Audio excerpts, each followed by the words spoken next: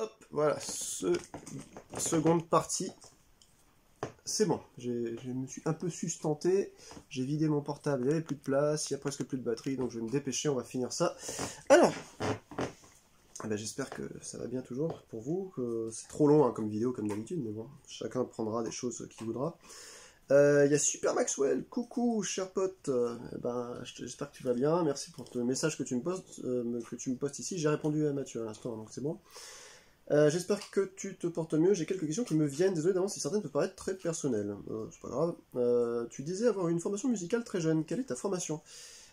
Écoute, ma formation c'est, j'ai arrêté mes études en moyen 1 de solfège au conservatoire et en DFE de trompette que je n'ai pas passé, un peu comme le bac que j'ai arrêté dans l'année avant de le passer.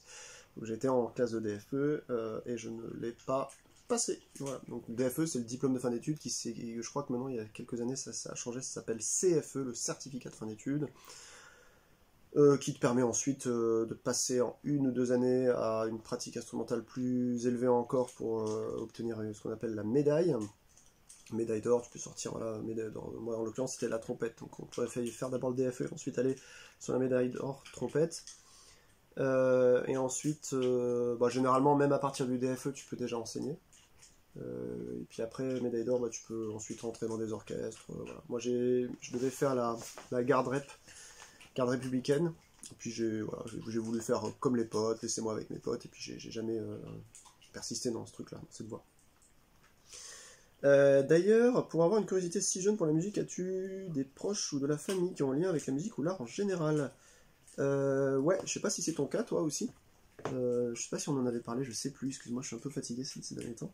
Me concernant, en fait,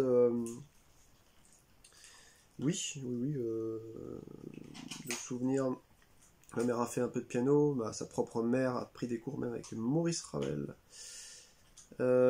Sinon, côté père, il y a beaucoup de musiciens, mais que je n'ai pas connus. Donc mon père était surtout un amateur de jazz et de musique chaoui.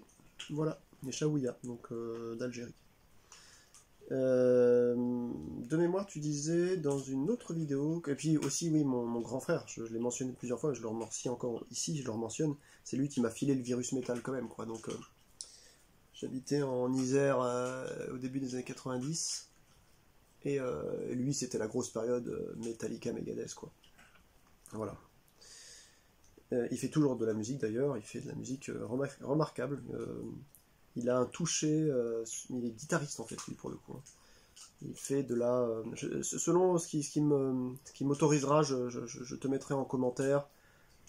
Si tu reviens vers moi dans cette vidéo, je te remarquerai, tu peux aller essayer sa chaîne, il a fait ça, il a fait des musiques en fait qui sont à califourchon entre le rock, la country et le metal. C'est très vague en fait, il a un côté très southern rock en fait, mon frère. Voilà.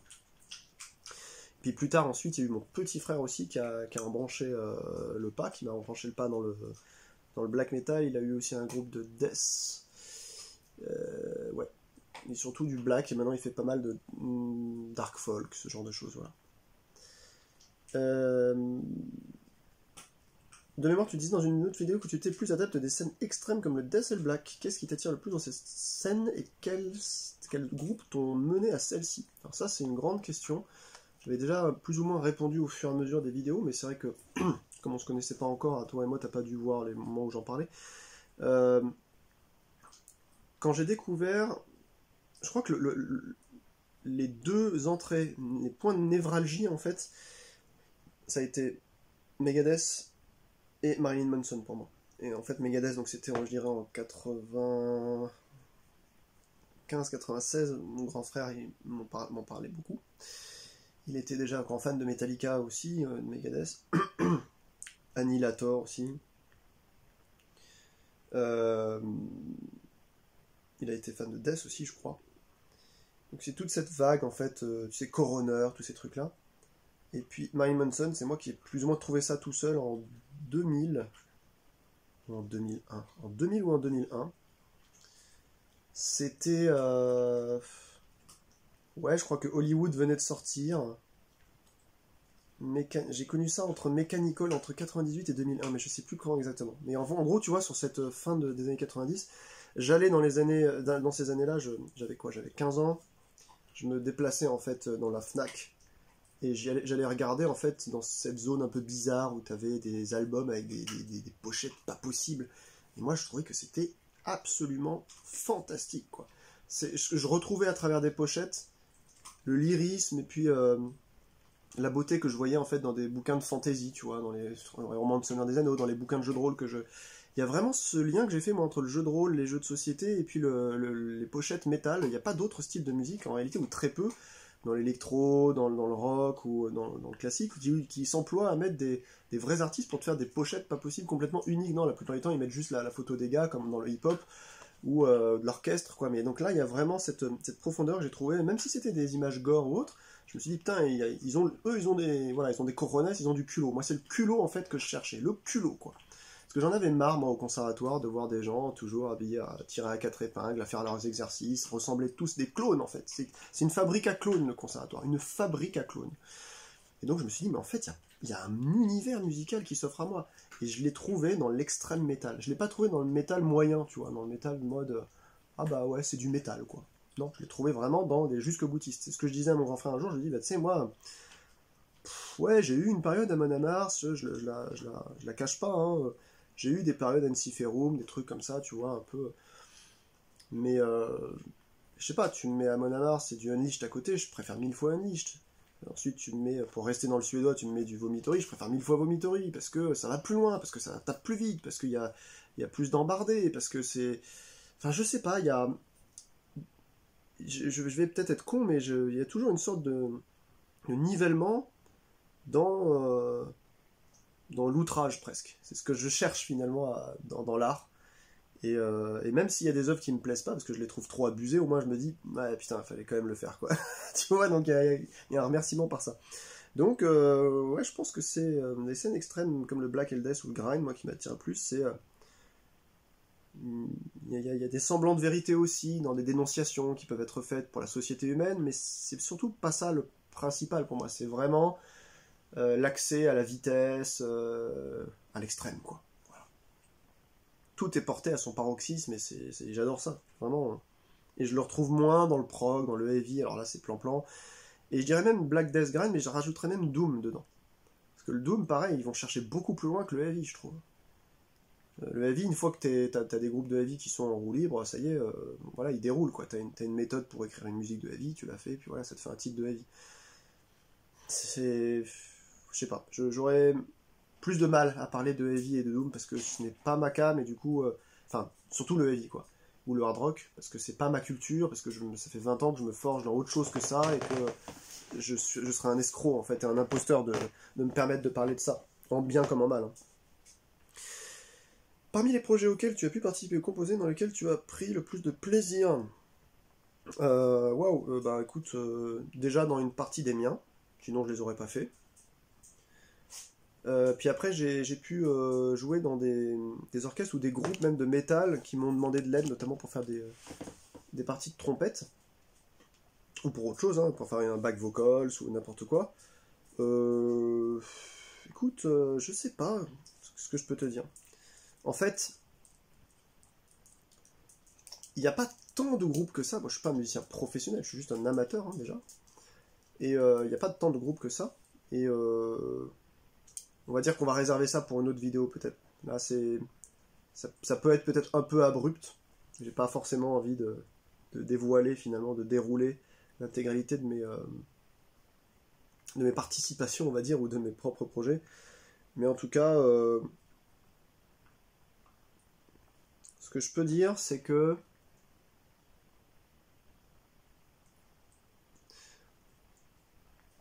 il y a un projet où j'ai fait de la trompette pour un pote qui fait du black metal. À chaque fois, c'est vraiment intéressant de jouer pour lui. Il y a un autre projet où j'ai fait de la trompette pour un pote qui fait de la chanson française. C'est aussi très intéressant de jouer pour lui. Et il y a un autre projet qui est le mien, sur lequel je prends quand même pas mal de plaisir.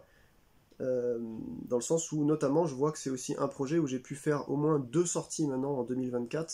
J'avais commencé en 2009, donc tu vois, en fait ça fait j'ai rarement fait des projets dans ma vie où je faisais au long cours comme ça plusieurs sorties. Et même là, si elles sont très espacées, ça reste pas mal. Et ce projet, c'est lui, Yele Solma. Voilà, c'est une sorte de musique world, field recording, ambiante, un peu dans l'univers africain. Voilà. Tu vois qu'il y a pas mal de CD. As-tu des pièces auxquelles tu tiens particulièrement? Ouais, et bah justement, j'avais préparé un peu ta question, du coup je les ai sortis, je vais te les montrer. Je vais te les montrer, cher ami. Alors, j'ai pris pas trop le temps non plus, j'ai pris allez, 10 minutes à peine de réflexion, et j'ai sorti... excuse-moi, c'est le chien qui lèche encore son... C'est un gros morphale, il lèche sa gamelle. J'ai sorti 2 tapes, donc 2 cassettes. J'ai sorti 2 LP, qui sont finalement des compiles. Et j'ai sorti 2 CD. Ce que j'ai sorti là, c'est parce que c'est pas facile à avoir. Et que ça n'a jamais été reproduit en tant que tel. C'est-à-dire que ces pièces-là, elles ont pu ressortir plus tard dans d'autres versions. Et encore, pas tout ce que je vais vous montrer. Il y a vraiment, notamment pour les cassettes, c'est unique. Mais il y a une complexité en fait à avoir ça, et en fait il y a 90% de black là-dedans, il y a du dark ambient bizarre et du gore grind death metal, voilà. Allez, je commence avec quoi? Avec les cassettes, tiens. Première cassette qui est pas si vieille, qui fait partie donc de Tour de Garde, et qui a été fait... Voilà, chez Tour de Garde, c'est une cassette qui fait partie du Concilium, donc tu sais, c'est cette espèce de secte de black métalleux, là, français. Et ça s'appelle Nature Morte, et c'est... je sais pas s'ils en ont encore à Tour de Garde, j'avais chopé ça pas longtemps après sa sortie. La cassette ressemble à ça. C'est un split, en fait, entre Erzébet et Nature Morte. Le Erzébet s'appelle...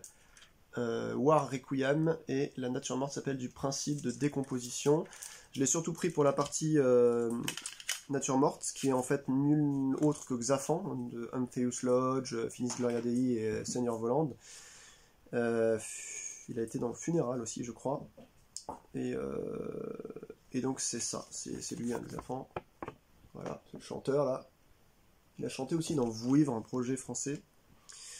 Donc, pourquoi je montre cette cassette? Il y a quelques années, il y avait Pereat Mundus qui était sorti. Donc ça, c'est le côté Erzébet. Et ça, c'est le côté Nature Morte avec Xaphan. Voilà. Donc, il y a Pereat Mundus qui était sorti. Et Pereat Mundus, c'était génial. Et là, il y a des idées, voire même des bouts de pistes, j'ai l'impression, qui sont repris pour Nature Morte. Donc je comprends pas trop si c'est un projet à part entière, si c'est 2 projets qui ont le même nom, j'ai pas trop compris. Il y a très peu d'infos de toute façon là-dessus. La cassette a dû être sortie en 300 ou 500 exemplaires, donc c'est quand même pas mal de cassettes pour un milieu un petit peu de niche comme ça, mais je pense qu'aujourd'hui, c'est pas sûr qu'elle puisse être retrouvable facilement. Peut-être que moi j'avais pris donc la cassette 6 €, les frais de port 10 ou 12 €, ça m'avait fait 20 € je crois à l'envoi depuis le Canada. Mais aujourd'hui ça me ferait chier de devoir la reprendre, donc c'est une pièce que j'aime beaucoup. Je l'écoute pas tous les jours, mais elle est vraiment flippante. J'aime énormément. Donc c'est la cassette Dark Ambient, elle est un peu rare hein, finalement à trouver. On continue sur le Concilium avec... Eh bien avec Ereas, le split Ereas et Otal, donc Ereas. Et le Ordo Templi Aeterni Lucci. Donc là c'est une cassette qui est limitée 300 exemplaires chez Blood and Semen. Et moi j'ai la numéro 200, comme tu vois là, c'est écrit au bic rouge mélangé avec du sang, soi-disant, mais j'y crois pas, je pense que c'est juste du bic rouge. Des vieilles pistes sont écrites depuis 1994 dessus, le split est sorti en, je sais plus quand, en 2002, je sais plus. Donc Ereas c'est ça, c'est Terroriste de la foi. Voilà, c'est le batteur en fait le bassiste de Seigneur Voland de l'époque. Et il y a Unfred ici avec Ordo, donc lui c'est Aix-en-Provence, Ordo Temple Athenae Lucis, donc ça c'est toute la scène marseillaise, tu sais, de black metal. Hein. Faut aller regarder Les Illusions Perdues, hein, la superbe chaîne des Illusions Perdues qui fait un super topo sur l'histoire black metal française. Donc là, ouais, Unfred, ouais, 93, 97, 2001. C'est des groupes assez anciens finalement. Ode aux années froides avec Necrophilia 96, voilà, enfin il y a des trucs, il y avait vraiment des pistes assez flippantes là-dedans. C'est bien foutu. Moi j'aime surtout la partie Ordo, Template, Neologist, mais Hera c'est pas mal. J'ai tout de Hera, hein. J'ai aussi l'album qu'il a fait. Je sais plus chez qui il l'a fait. C'est peut-être Blood and Cement, justement. Justement, c'est le gars de souvenir, hein, c'est le bassiste, hein, de Rost, il s'appelle. Donc ça, c'est une cassette là que j'avais acheté via le label d'un pote. Dernier Bastion à l'époque, ça devait être en 2008. J'ai dû la payer 40 balles. Parce qu'il y avait une sorte d'enchère à ce moment-là, donc je me dis, si là déjà, en 2008, elle coûtait déjà 40 balles, à mon avis, elle doit coûter un peu aussi celle-là. Donc ça, c'est une pièce un peu de collection. Pour le coup, ça fait longtemps que je l'ai pas écouté, j'espère que la bande fonctionne encore. Faudrait que, si tu as des infos d'ailleurs, si tu sais à qui je dois m'adresser, pour numériser des vieilles VHS ou des vieilles cassettes comme ça, voir des vinyles, j'aimerais le faire, et je sais pas qui peut le faire, avec, tu sais, il faut une sortie, un logiciel qui récupère l'entièreté du truc pendant que tu le fais tourner, mais j'aimerais bien, voilà, trouver ça. Donc là, j'ai montré les cassettes, je vais montrer 2 pièces de CD qui sont assez rares. Il y a la réédition d'un album, du deuxième album de Katasexual, Urge Motivation, qui est un groupe de gore grind death metal, qui est donc japonais, qui s'appelle The Encyclopedia of Serial Murders. Et donc, il y a des trucs, moi, enfin, vraiment, les riffs qu'ils ont inventés, c'est des gars de Tokyo. Hein. Je sais pas si vous connaissez ce groupe, il est assez rare en réalité. Ouais, c'est ça, The Encyclopedia of Serial Murders. Je préfère bloquer un peu l'image et un peu sanguinolente, on sait jamais. Avec toutes ces sangsues là sur la gueule d'une femme. Ça, c'est toujours tiré de films d'horreur, X ou Y. La première version n'était pas du tout comme ça. La première version était une sorte de...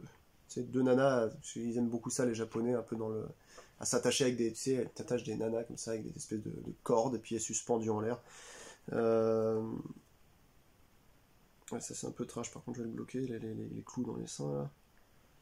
Mais voilà, je vous montre un peu les titres, hein, c'est... bon voilà, c'est gore grind death metal, voilà. Donc ça c'est pareil, c'est un truc que j'avais chopé il y a longtemps dans une distro, je sais plus dans quel fest, peut-être le Hellfest 2006. C'était déjà je crois une réédition chez Razorback Records, qui est un label new-yorkais, et à ce moment-là le groupe changeait de nom, il s'appelait Vampiric Motives. Et ensuite, il s'est arrêté, et vers 2015, je crois qu'il a repris des activités en faisant quelques splits, et il s'appelle de nouveau Katasexual Urge Motivation. Il s'est appelé Vampiric Motive juste en 2008, je crois. Donc très très bon album. Vraiment, c'est assez ronflant, il y a de l'ambiance, la basse est organique, enfin tout ce que j'adore en fait.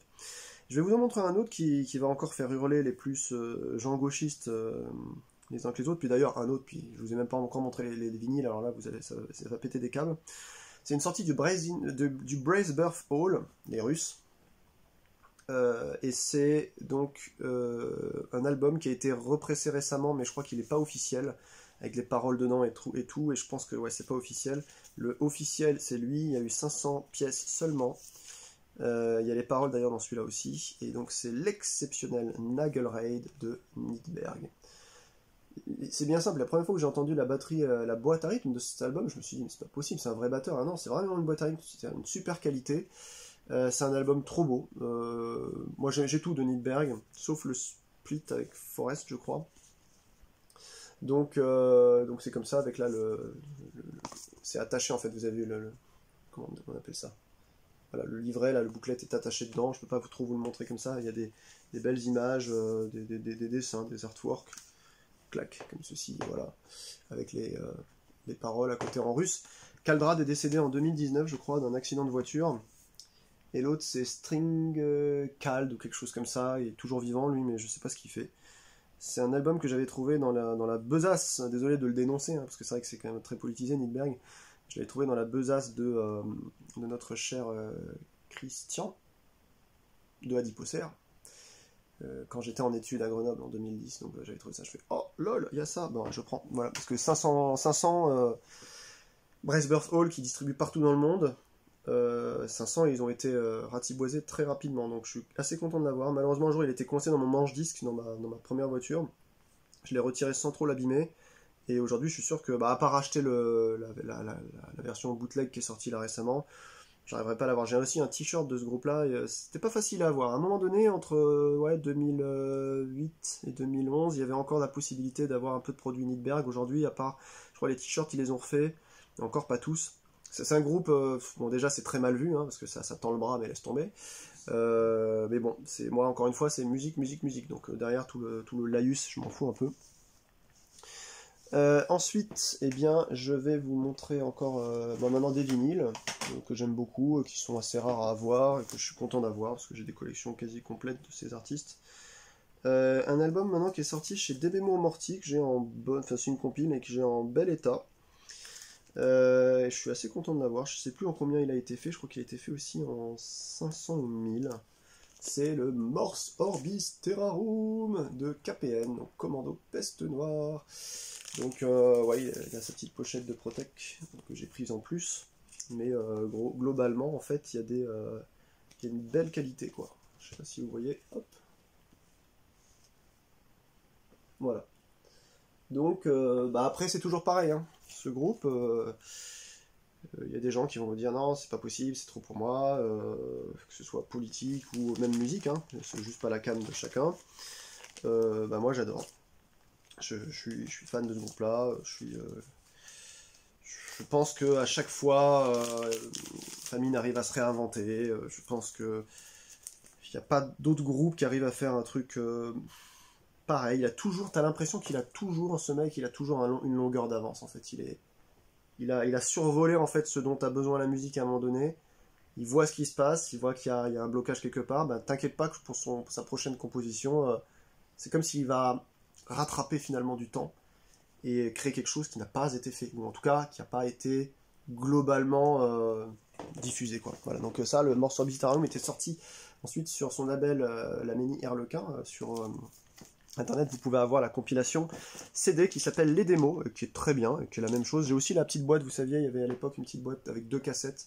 J'ai aussi celle-là, mais c'est vrai que le vinyle est quand même assez beau, et je crois qu'il est pas si simple de trouver aujourd'hui, donc c'est pas mal. Et pour finir, j'espère qu'il n'y aura pas trop de saleté là-dessus. Ça, c'est pareil, ça doit être une de mes plus belles pièces. Même si j'aimerais bien avoir la version standard aussi. C'est, pareil, un de mes groupes de black préférés, à savoir Seigneur Voland. Et oui, j'ai le Picture Disc 178/300 que vous voyez là. Et c'est toujours pareil, hein, ces groupes aussi politisés, voilà, que ce soit dans la musique ou à l'extérieur, certains de leurs membres, notamment Xafan. Anthony, voilà, donc le devant est comme ça. Il reprend la pochette de la 2e édition d'Aura Mystique du EP qui s'appelle juste, qui est self-titled, quoi, qui est intitulé de manière éponyme. Oh là là, quel compile, quoi, quel album. En fait, vous allez trouver dedans tout, quoi. Enfin, le EP il est là, puis vous aviez aussi les petits splits là, notamment avec Chemin de haine, etc. Je sais pas si je peux sortir ça sans abîmer le. J'ai toujours peur, moi, les Picture Disc, ça me fait un peu flipper. Attendez. Je vais essayer de le sortir tranquillement. De toute façon, on n'est plus à 2 minutes près, maintenant que j'ai encore fait une vidéo de 3 heures. Hop là. Voilà. Il est comme ça à l'intérieur, avec le Concilium. Je ferai une vidéo bientôt sur le Concilium. Tout ce que vous pouvez trouver aujourd'hui, c'est cette compile-là, là, en fait, qui a été éditée, rééditée, rééditée, qui s'appelle Consumatum Est.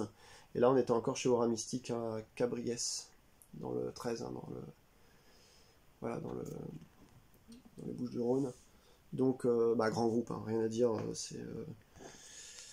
Après, voilà, c'est toujours pareil. C'est là où vous vous situez. Est-ce que vous avez envie de vous faire plaisir aux oreilles, ou est-ce que juste le fait que des gens ne pensent pas comme vous fait que vous êtes heurté dans vos convictions, pardon, et que vous n'avez pas la possibilité morale, en fait, de vous dire non, moi je peux mettre ça de côté du moment que je profite de la musique. Ça, c'est je dirais que c'est le grand débat du siècle, hein, avec toutes les musiques extrêmes. Donc voilà, je t'ai répondu, en tout cas, t'as vu un petit peu les pièces que j'aime bien. Merci à toi, en tout cas, Super Maxwell. En tout cas, il y a Elrico Fatal qui nous dit une petite fac. Allez, je me suis pas un adepte pour poser une question d'habitude, je vais t'en poser quelques-unes, tu choisiras celle que tu estimes la plus pertinente. Es-tu plutôt slip ou caleçon? En vrai, je m'en fous un peu. Alors, je suis caleçon maintenant, mais comme ma mère m'a éduqué depuis tout petit à mettre des slips, bah, ça fait que j'ai un tout petit sgeg, voilà. Ensuite, tu n'as pas d'emploi et j'ose penser que ce n'est pas par choix, mais penses-tu que si tu en avais un, que par conséquent tu as une vie sociale, professionnelle, donc des personnes que tu côtoies au quotidien, tu aurais l'envie de créer une chaîne ou au moins la besoin de créer celle-ci? Très très belle question, comme celle du slip aussi, hein. Mais je pense que je pourrais moins avoir de temps pour faire du contenu, notamment du contenu long, donc posé, donc effectivement c'est peu probable que la chaîne existe dans un cadre où je reprenne un travail, que ce soit en mi-temps ou à temps plein. Quasiment impossible de s'occuper d'une chaîne, même avec peu de fréquence de postage comme moi, j'en porte 1 ou 2 par semaine, généralement des vidéos. C'est très peu probable, donc effectivement, c'est pas par choix, parce que je souffre du manque d'argent, mais si à un moment donné je dois retravailler, effectivement il y aura probablement beaucoup moins de contenu tout d'un coup. Bah, c'est mécanique, hein. Parfois, je trouve que ton regard sur la vie à la campagne est fortement biaisé du fait de ton entourage direct qui a l'air particulièrement nocif. Es-tu conscient que la majorité des cas, cette vie peut être beaucoup plus agréable qu'une vie en ville? Non, je n'en suis pas conscient, cher ami. Je ne peux pas l'être parce que moi, je vis juste ce que je vis. Je ne vis pas à la place des autres. Alors si, je mens un petit peu. Parfois, il m'arrive d'être invité, assez rarement, je fais un peu de bout de chemin, je tombe dans la campagne aussi, chez des gens, ou même en ville d'ailleurs, où ça se passe très bien. Parce que ils ont la chance d'avoir des voisins qui sont pas intrusifs, qui laissent pas des chiens aboyer nuit et jour, qui ne font pas la fête dehors avec des voisins qui partent à minuit en klaxonnant, parce qu'avec des gens normaux en fait, qui vivent à côté de gens normaux, qui respectent, qui claquent pas des portes, qui sautent pas toute l'après-midi dans des piscines, voilà. Donc j'en suis plus ou moins conscient, ouais, mais moi j'en souffre en fait de cette campagne. Ce qui est une certitude, c'est que je finirai pas mes jours en campagne. C'est trop compliqué. C'est trop compliqué. On doit faire ensuite la réflexion, faut pas laisser vos déchets verts ici, faut machin, puis t'as pas non plus le droit de les brûler, ce qui fait qu'en fait, faut que tu payes de la déchetterie pour ensuite te... Enfin, il y a tellement de trucs à vérifier quand t'es en campagne. C'est bien plus dur à vivre qu'une vie en ville, hein, la vie en campagne. Putain. Enfin, pour finir, j'apprécie ton contenu tel qu'il est, musique ou jeu pour la partie vie, et réaction à la société un peu moins, mais ce n'est pas le sujet qui m'intéresse habituellement. Continue comme ça, réponds à mes questions ou pas, choisis celle qui t'intéresse le plus ou pas, et surtout continue d'avoir un regard critique, même si parfois je trouve le trait forcé, bien sûr, même si tu es, comme tu le dis, 100% vrai. Ouais, je vois ce que tu veux dire en fait, mon cher Elric. Le trait, alors c'est... Je sais pas si je fais exprès de le forcer.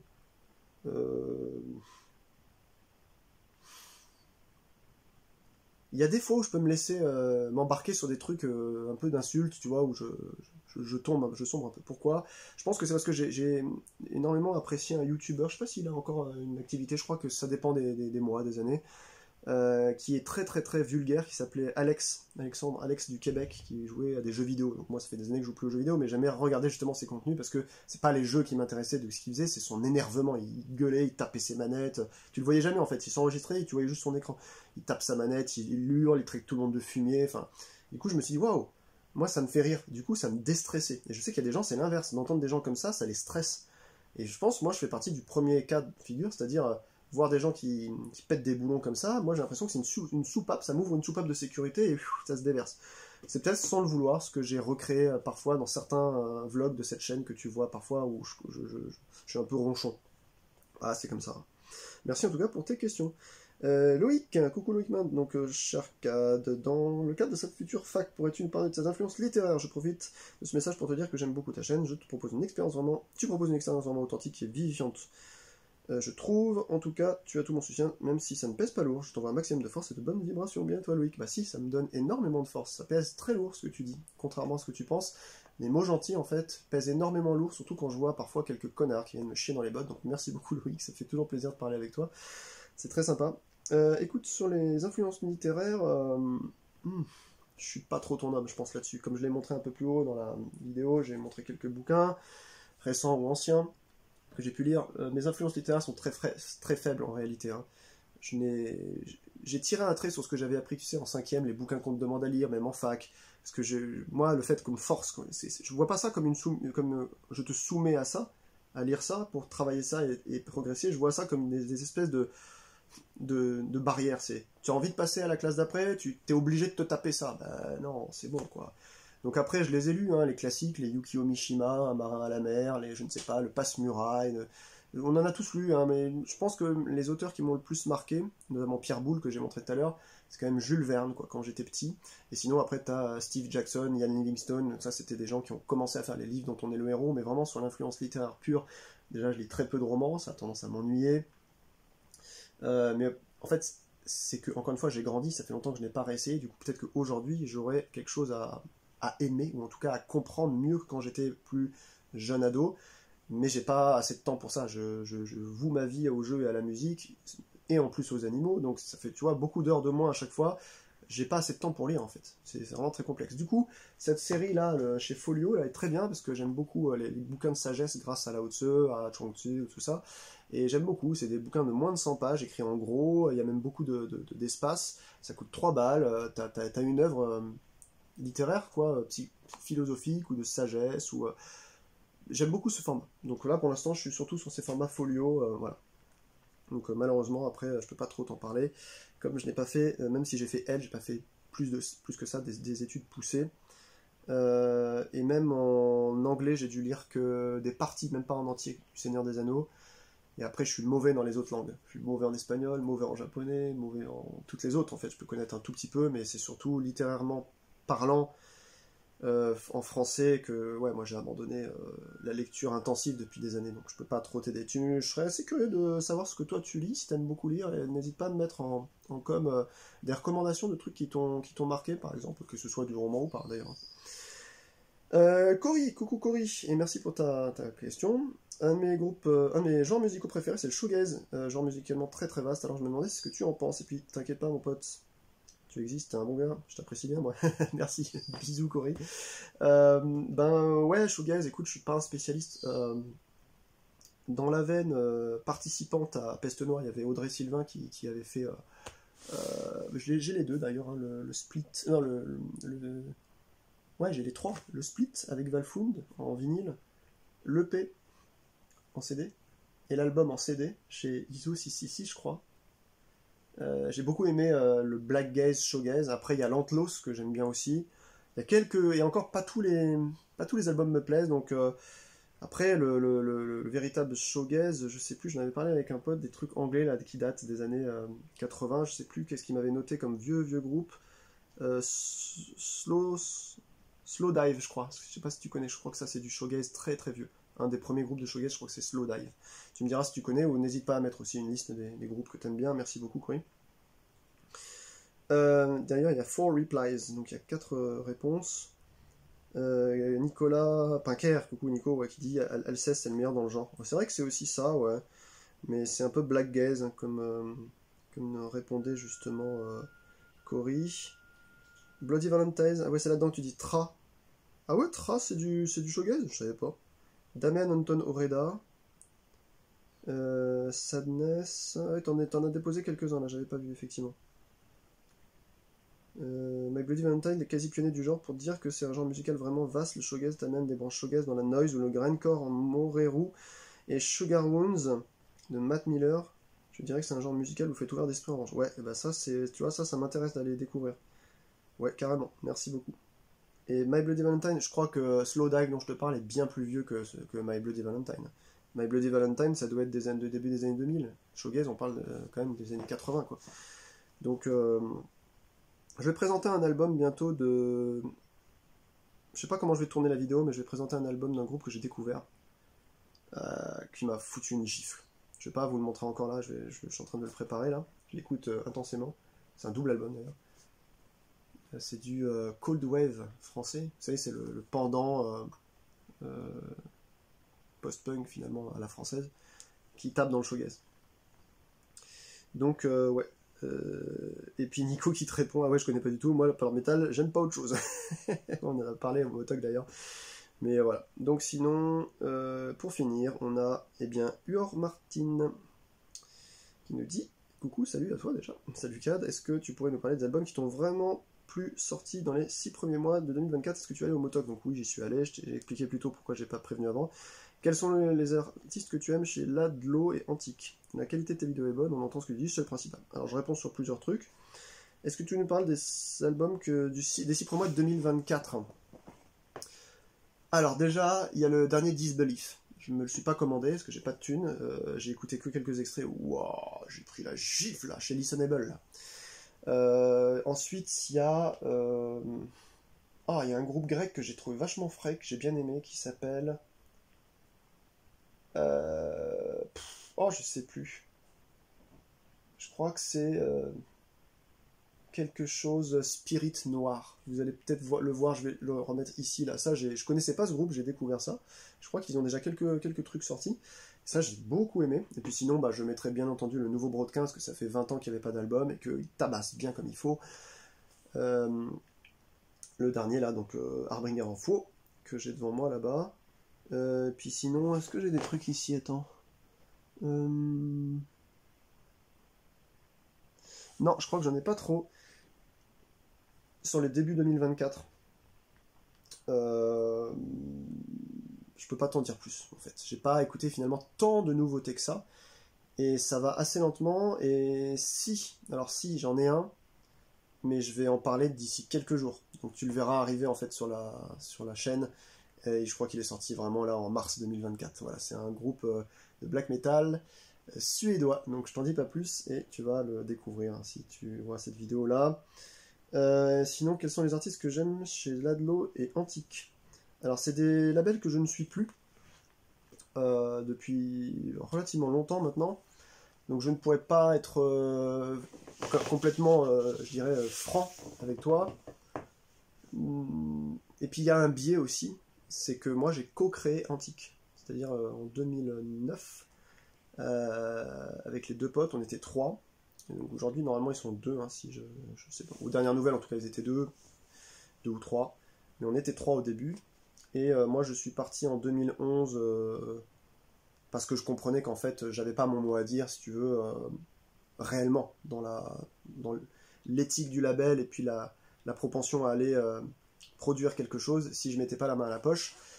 Et je suis parti en 2011 parce que justement je n'avais pas de sous quoi. J'ai commencé à travailler un petit peu après, vers août 2011. Mais là, je veux dire, c'est ma mère qui m'insufflait des courses qu'elle me faisait livrer en fait, tellement juste si tu veux, mon RSA arrivait juste à payer mon loyer. Donc comment veux-tu ensuite dépenser 150 balles pour faire 50 CD ou même de la cassette quand déjà tu arrives même pas à bouffer? Donc j'ai dit, allez c'est bon les gars, laissez-moi tranquille. Après je les ai aidés un peu dans plusieurs occurrences du Hellfest. Mais j'avais créé... Au début, Antique n'était pas un label, c'était un groupe. Nous étions en fait un groupe de potes qui voulaient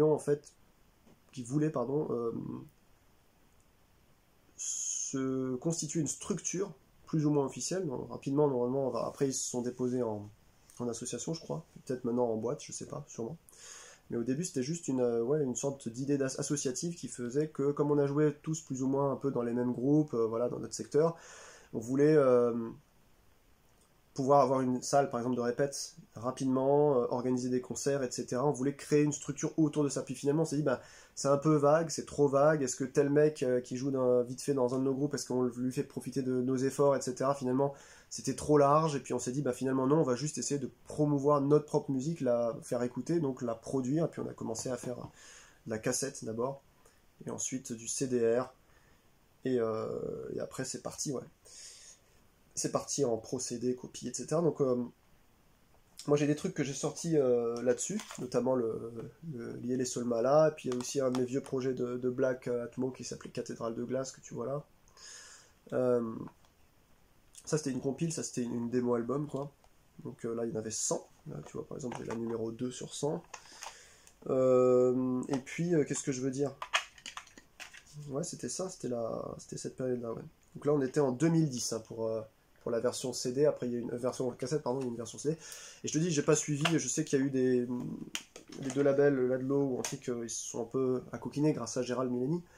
Et puis, je peux pas trop en parler, parce que si tu veux, comme je connais ces personnes, j'ai pas envie de dire des choses, comme je les ai pas vues depuis très longtemps, trop longtemps, j'ai pas envie de dire des choses qui sont pas à la page.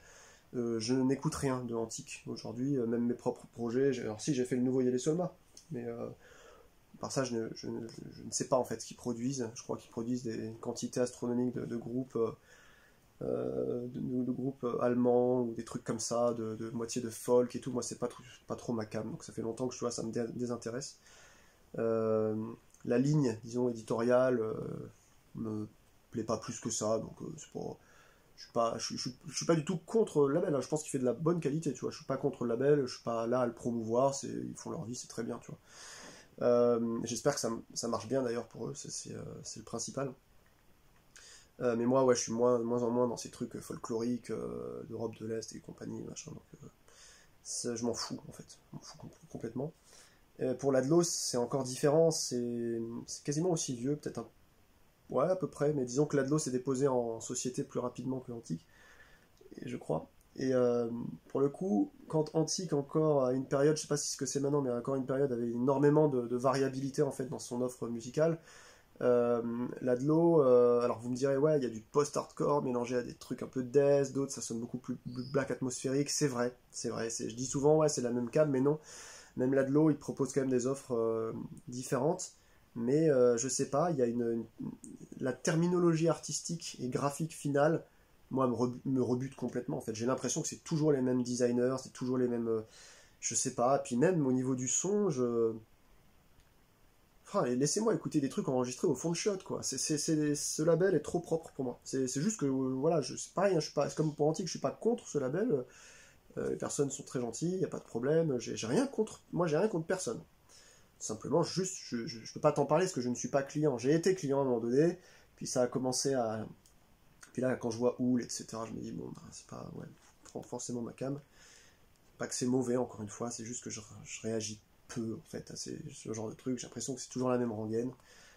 Je sais pas ce qu'on me propose, il n'y a pas de surprise, quoi. C'est dommage. Donc, bah, dis-moi, toi, ce que t'aimes bien chez Ladlo Antique, et puis ça me permettra de voir quels sont les trucs à écouter, surtout. Voilà, s'il y a des choses à ne pas rater. Bref, bah, je crois qu'on a fait le tour hein, de la fac. Je vais pouvoir maintenant clôturer ce petit truc-là. C'est une vidéo qui est 1000 fois trop longue, 3 heures pour une fac, c'est pas sérieux.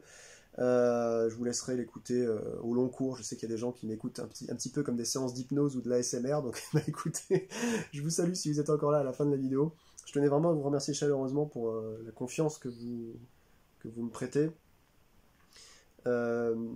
Puis spirituellement, je sens qu'il y a des choses avec un bon nombre d'entre vous, vous reconnaîtrez de toute façon, je le sens dans les commentaires, vous êtes bienveillants, pour la majorité d'entre vous, bien entendu. Donc je vous remercie. Encore une fois, hein, n'hésitez pas, hein, si vous avez un truc à redire ou un sur-questionnement à me mettre dans les commentaires sous la vidéo ici. Vous allez trouver, en plus maintenant, comme je l'ai dit en début de vidéo, sur chacune de mes vidéos, je mettrai mon lien de Gmail, si vous voulez parler d'un truc privé. Je remettrai peut-être aussi, si j'y pense, le lien qui change à chaque fois. Ça, faut que je trouve une solution hein, du Discord pour le rejoindre. Ça permet d'avoir une messagerie instantanée qui est pas mal aussi. Et je mettrai aussi mon lien PayPal ou un lien Tipeee si j'arrive à créer ce truc-là.